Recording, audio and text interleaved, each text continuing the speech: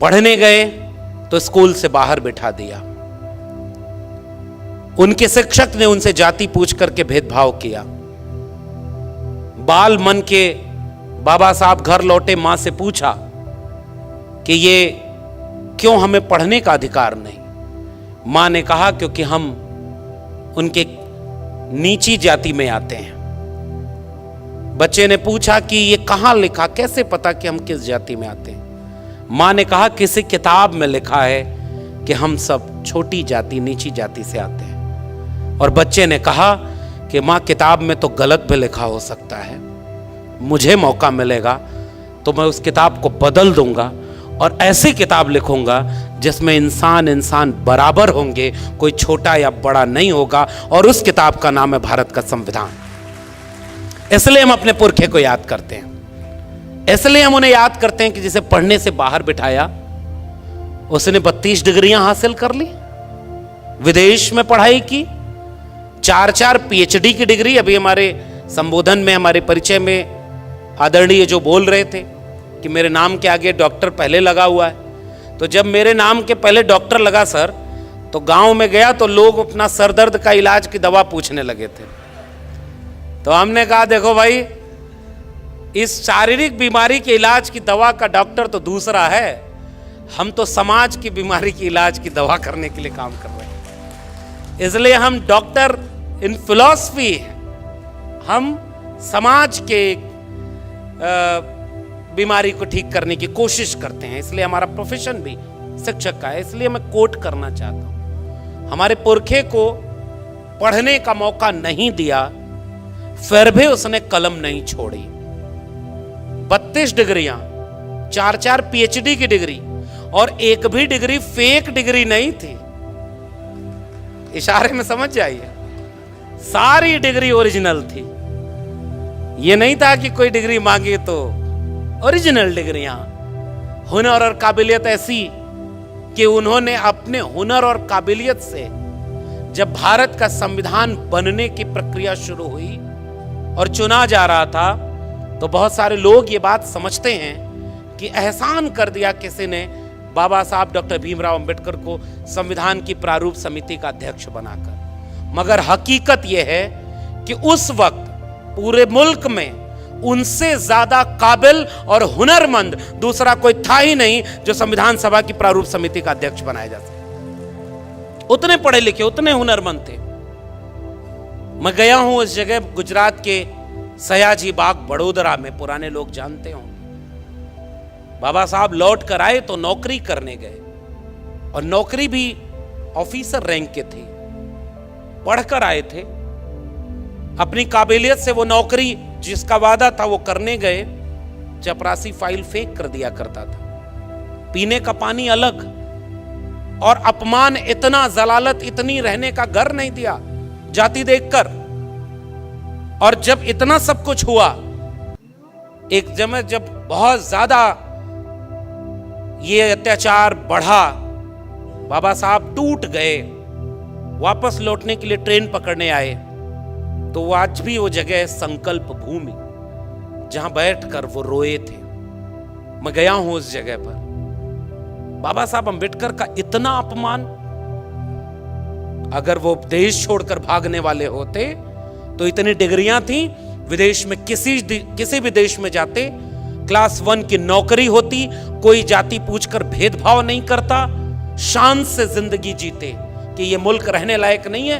इतना पढ़ लिख कर आए, तब भी ये जातिवाद करते हैं, वो देश छोड़कर चले गए होते। मगर हमारे पुरखों का इतिहास ये है, वो भागने वाले नहीं, वो बदलने वाले थे। वहां उन्होंने संकल्प लिया कि मैं इतना पढ़ के लौटा हूं तो मेरे साथ इतना भेदभाव, मेरे समाज के साथ कितना भेदभाव होगा।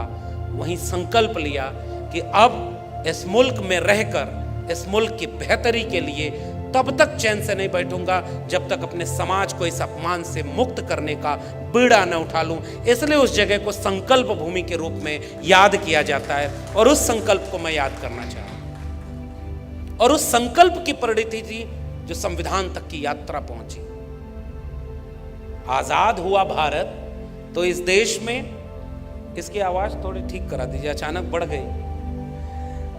तो जब देश आजाद हुआ तो कोशिश ये की गई कि बाबा साहब को गायब कर दिया जाए। ये हकीकत है इस देश की।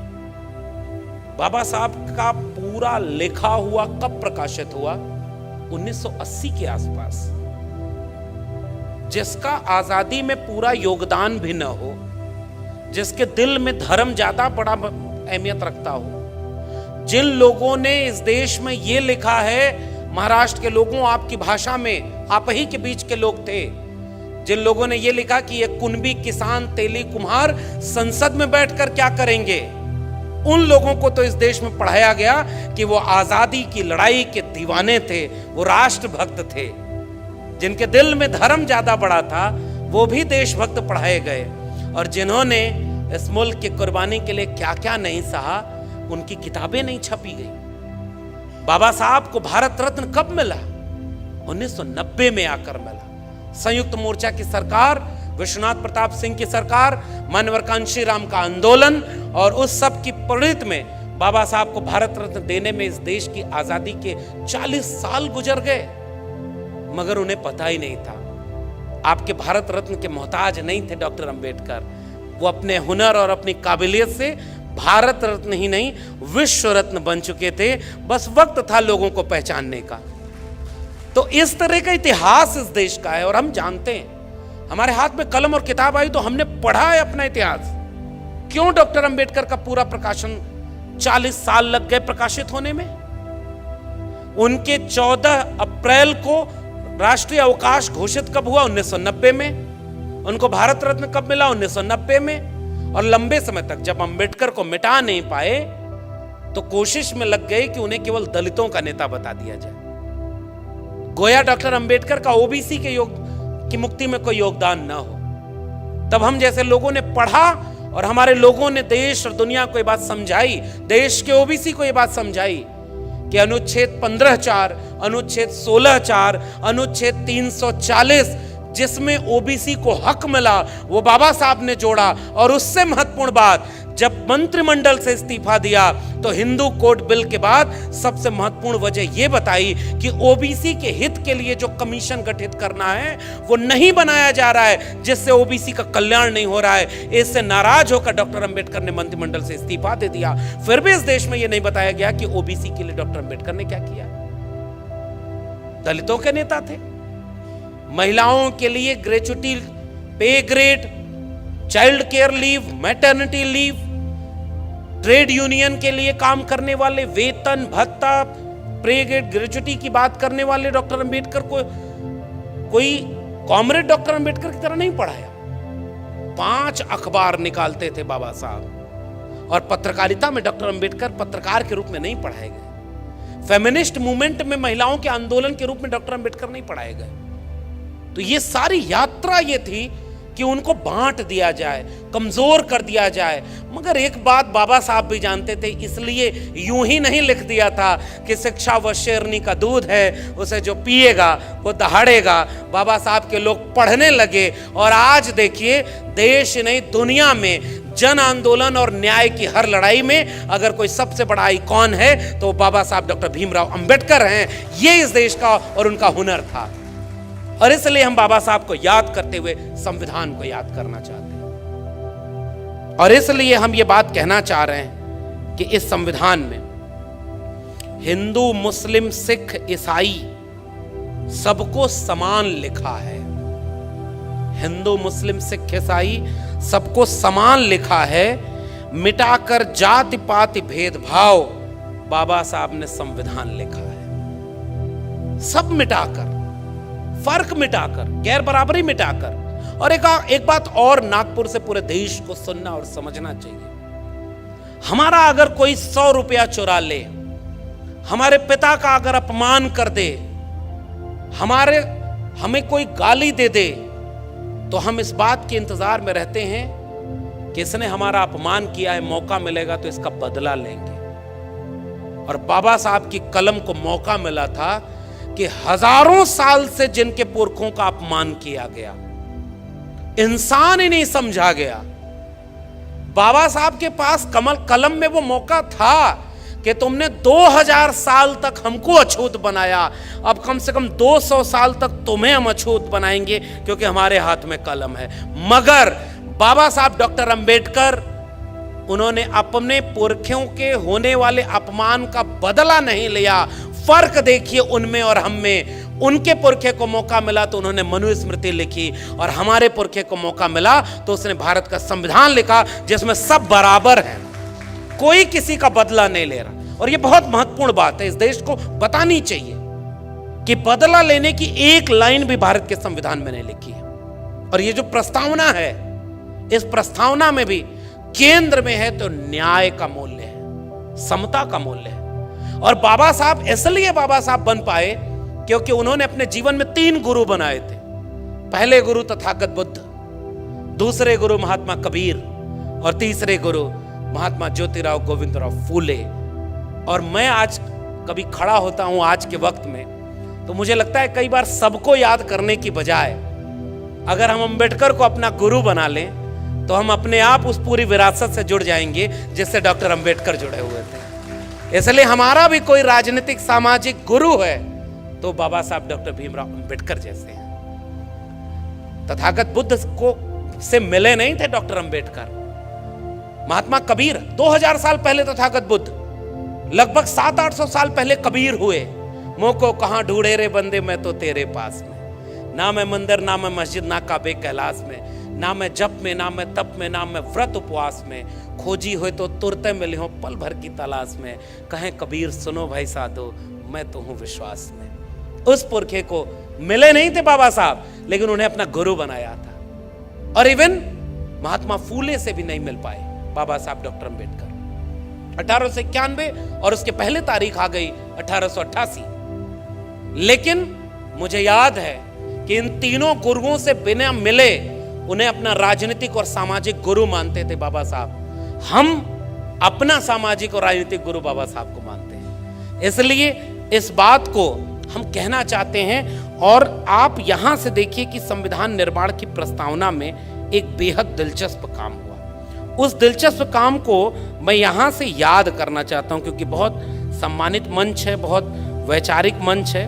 मैं 2-3 नाम पढ़ रहा हूं। संविधान बनने की प्रक्रिया शुरू हुई है। देखिए, संविधान की प्रस्तावना की शुरुआत कहां से की जाए, पहला शब्द क्या हो, इसको लेकर डिबेट शुरू हुई है संविधान सभा में। एक शख्स हैं जिसका नाम है HV कामत।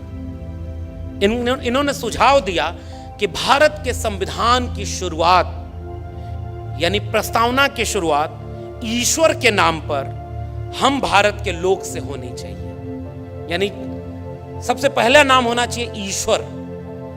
दूसरे शख्स हैं संविधान सभा में गोविंद मालवीय।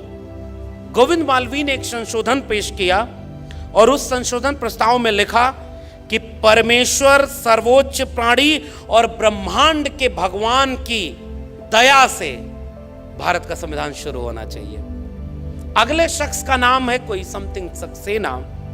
उन्होंने कहा कि प्रस्तावना में भगवान और गांधी का नाम शामिल होना चाहिए और इसके खिलाफ तर्कों पर विचार किया, जिसमें उन्होंने कहा कि भाई आयरिश संविधान वो अपने शहीदों की याद से और भगवान की स्तुति से शुरू होता है। दुनिया के कई संविधान से शुरू होते हैं। अगले शख्स है गोविंद मालवीय।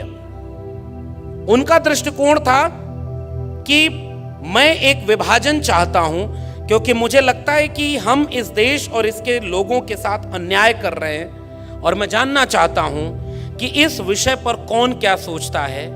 यह आरोप लगाने वाले तरीके से जो दक्षिणपंथी हिंदू विचार था कि कौन इस बात में सहमत है कि संविधान भगवान के नाम से शुरू होना चाहिए या नहीं होना चाहिए। बाबा साहब डॉक्टर अंबेडकर ने कहा कि तमाम लोगों के सुझाव आए हैं, इस पर वोटिंग होनी चाहिए।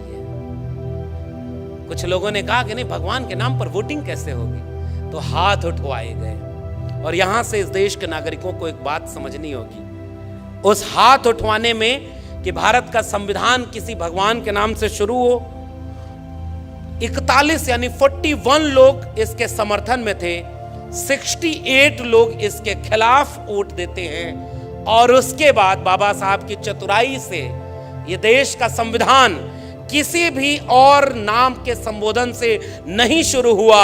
इसका पहला लफ्ज है हम भारत के लोग, यानी we the people of India, और इससे इस देश का संविधान शुरू होता है। और ये कोई सामान्य बात नहीं है। बाबा साहब अंबेडकर ने बहुत सोच विचार कर और उनके राय से कन्विंस लोगों ने हम भारत के लोग को सबसे बड़ा माना।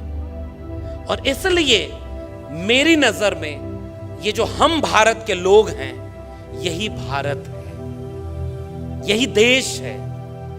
किसी भूगोल के नक्शे पर खींच दी गई लकीर के बीच में आने वाले जमीन के टुकड़े से देश नहीं बनता है। देश वहां के लोगों से बनता है, वहां के नागरिकों से बनता है। और यह बात संविधान सभा के समझदार लोग समझते थे। इसलिए उन्होंने इस प्रस्तावना की शुरुआत की है, we the people of India, हम भारत के लोग। और जैसे ही हम भारत के लोग हैं तो तमाम भेद तो यूं ही मिट गए, कौन बड़ा कौन छोटा।